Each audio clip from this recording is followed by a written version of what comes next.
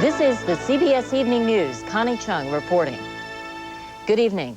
Sarah Aldrete, the so-called witch of a drug smuggling cult, is in police custody in Mexico City tonight after she was captured and her boyfriend, the ringleader of the cult, was killed in a bloody shootout. Aldrete and her boyfriend are accused of killing 15 people in ritual human sacrifices near Matamoros. More from Peter Van Sant.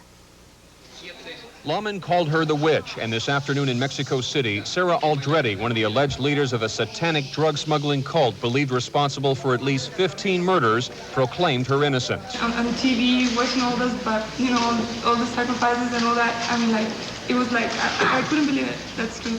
I mean, it was amazing. Aldrete and 3 other cult members were arrested yesterday in Mexico City following a gun battle with police.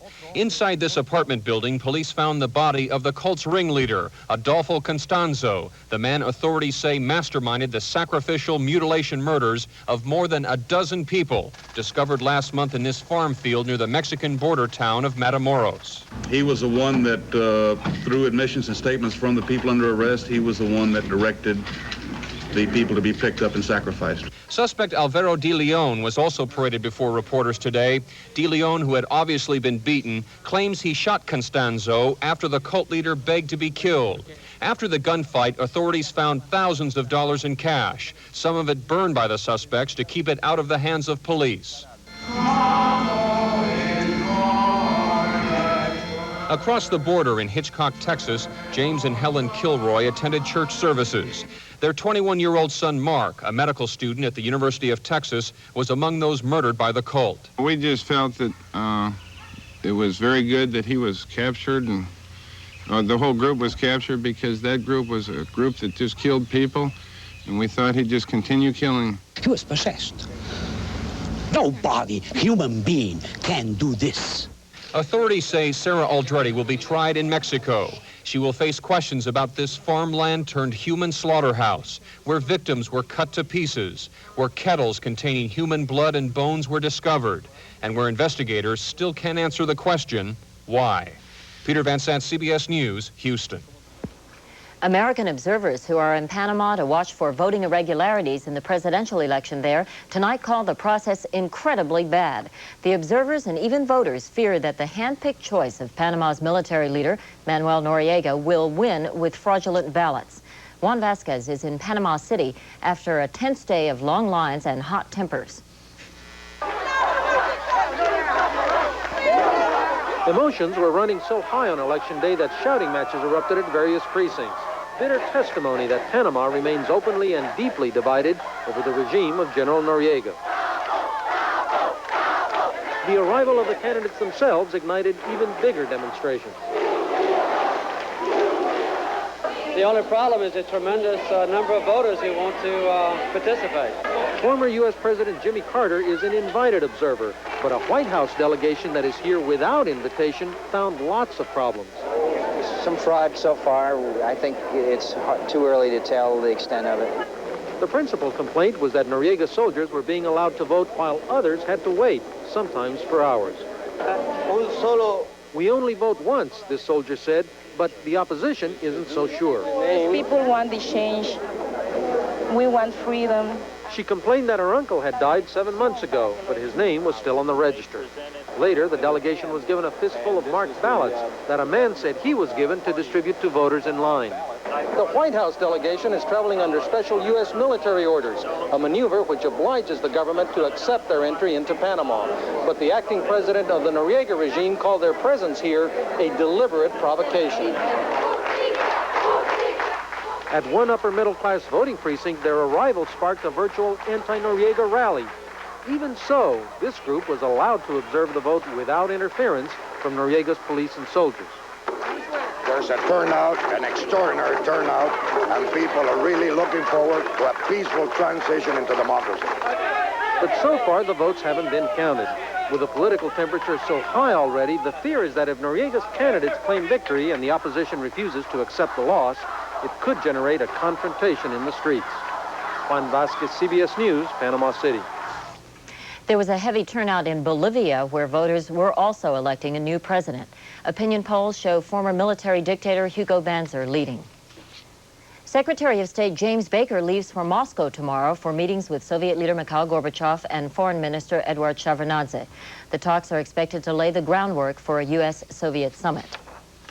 On this day before the space shuttle comes down, a minor problem came up. James Hattori has our report. A computer failure aboard the Shuttle Atlantis this afternoon marred an otherwise flawless mission. As NASA engineers worked the problem on the ground, the astronauts switched the shuttle's main systems to a backup computer. The flight computers are in a redundant set of 4 with a 5th computer as a backup, so there is no direct impact to the flight. The last-minute problem disturbed what was to be a leisurely day. Okay, stand by just a minute, then you're going to see Venus. There it is. Earlier, the astronauts beamed back a view of the planet Venus rising over an earthly sunset. The Magellan probe launched last week has now traveled 500 million miles closer to that mysterious planet. Among the onboard experiments, one big hit, a $1,400 video camcorder, which has sent better-looking pictures than the 9 standard equipment cameras aboard Atlantis. They cost NASA $10 million. The camcorder has been working really excellently. It's very, very user-friendly. It almost tells you how to operate it. Late today, Mission Control decided to have the astronauts replace the computer which failed with an onboard spare. Barring any complications, NASA still plans for Atlantis to land as scheduled tomorrow afternoon. James Hattori, CBS News, Houston. We'll have more news in just a moment.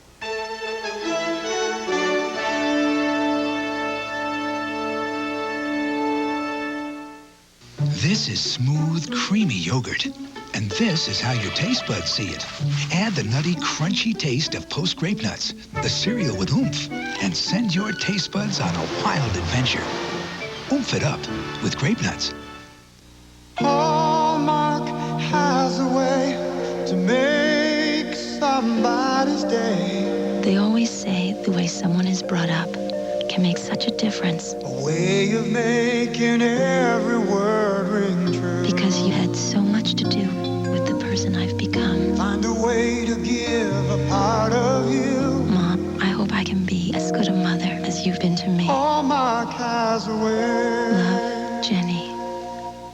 It's farewell to old places, a road to new faces. It's driving to meet a new neighbor. Goodbye to the roads that we've known. Hello, the Saber. As the roadway unwinds, this is quality time that you and the Saber share. Oh, the great American road belongs to you. Now get up to $1,500 cash back on LeSabre or 2.9 APR financing.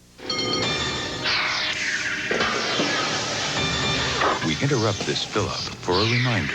That'll be a charge? The Discover card actually pays you cash back for every charge. Well, we're on our way. It pays to Discover. Some student activists at Beijing University today said they will continue their school boycott at least through the coming week. But as John Chan reports, the protests at most other universities are winding down, and most students are expected back in school this week. After 3 weeks of protest that shook the communist power structure of China, most of the students will return to classes tomorrow.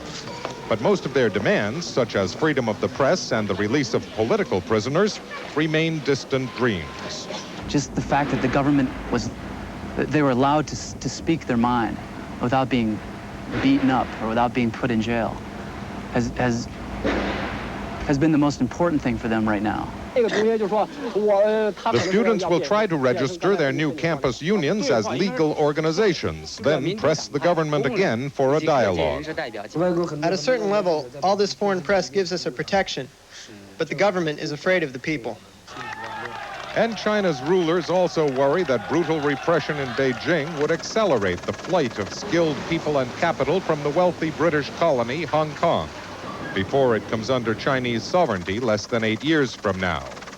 But the enforced restraint toward the student demonstrators does not mean that communist leaders will welcome democracy. I don't think so. Anything can really happen? Any real change can happen? I don't think so. The pro-democracy movement is the first political force in 40 years that is not under Communist Party control. It has brought China to a crossroads without bloodshed. But neither the students nor the government know where it will go from here. John Sheehan, CBS News, Beijing. A congressional panel opened hearings in Alaska today on the Exxon Valdez oil spill. Captain Joseph Hazelwood goes on trial next month, charged with operating the tanker while drunk. More and more employers are addressing the problem of alcohol abuse by their workers. One former abuser who got help preferred to keep his identity secret. I almost lost my job. I mean, I couldn't make it to work. I'd get up, I was sick to my stomach. Bob is a recovering alcoholic. He's also been a bus driver with the Chicago Transit Authority for the last 12 years. He's also living proof that alcohol rehabilitation programs can work. Before I went into the program, I was a risk to the public. But now I'm not. Randolph is next, Randolph. But the Exxon Valdez accident has raised serious questions about every company's rehabilitation program. Starting additional charging pump.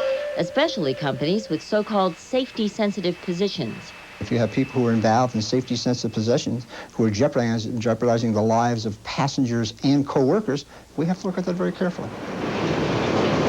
Despite the careful look, right now the CTA couldn't be happier with its 15-year-old rehabilitation program.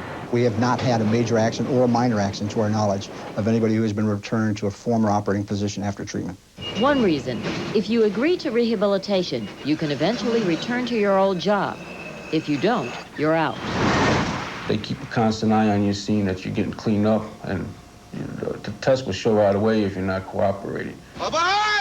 What worries people in the field is that if other companies follow Exxon's decision not to allow even rehabilitated alcoholics back into safety-sensitive jobs, the problem could get worse, not better. You'll find people not seeking help because they'll be afraid of losing their job. Bob agrees. The CTA got stricter, and anybody that went into the program, they said they couldn't go back. I don't think that they would get the cooperation from the employees. I don't think they would come forward. But even the CTA acknowledges that despite the success of their program, there is a relapse rate of 20% among alcoholics. The Exxon Valdez accident has only brought home to companies the need not only to monitor recovering alcoholics, but their own programs as well. We know that rehabilitation works. If it requires some more stringent requirements, that maybe that's what we're going to have to do. And that's our news. Dan Rather will be here tomorrow night. And later tonight, Richard Schlesinger is sitting in for Bill Plant with the CBS Sunday Night News. I'm Connie Chung in New York. I'll see you again next Sunday night. Thank you for joining us, and for all of us at CBS News, good night. Give up hot chocolate just because I started wearing dentures? Heat-resistant Fix-A-Dent spreads evenly to keep on fixing loose spots, no matter how often it gets hot. Scamp! Fix-A-Dent, and forget it. Heart's Blockade keeps fleas and ticks from getting on your pet. Scientific tests verify that Heart's Blockade repellent gives effective flea and tick protection for dogs and cats. With our new test data, you can be assured of both your pet's comfort and total protection or your money back. Used as directed, no other product we've tested is as effective for the control of fleas and ticks. Call this toll-free number for more information. Heart's Blockade, clinically proven flea and tick protection that really works. Not this much, not this much, just this much. New Advanced Formula Kaopectate works fast to relieve diarrhea and cramps, and it tastes better too. New Advanced Formula Kaopectate, more than ever, the diarrhea specialist.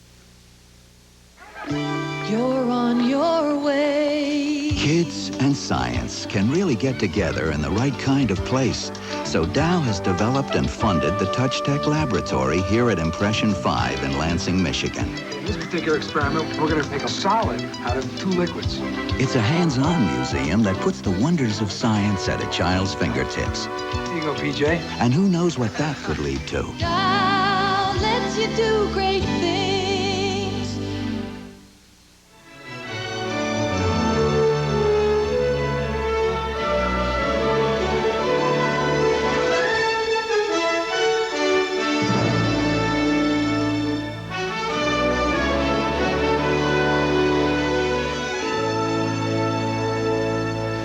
I'm Harry Smith. And I'm Kathleen Sullivan. Tomorrow, Linda Ellerby. She's playing herself on Murphy Brown. Also, Uncle Milty, Milton Berle, here on CBS This Morning. This is CBS.